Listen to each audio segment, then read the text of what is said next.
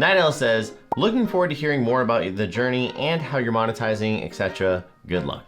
Thank you so much. I appreciate it, friend. Now talk about how I'm able to monetize my content creation and make money every month. I'm actually doing that by utilizing the skills I've learned from doing videography and photography for myself, and I'm actually utilizing that with clients. And I think this is something that is highly underrated, is taking some sort of skill, whether it be community management, social media, so on and so forth, editing, and then being able to actually apply that to companies within the industry, or even maybe just do like one-on-one consulting or just business work with other creatives in the space.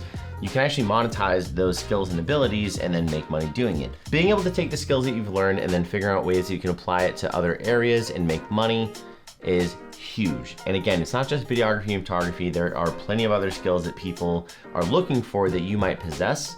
So that is how I'm able to monetize. But until that changes, that is what's keeping my boat afloat.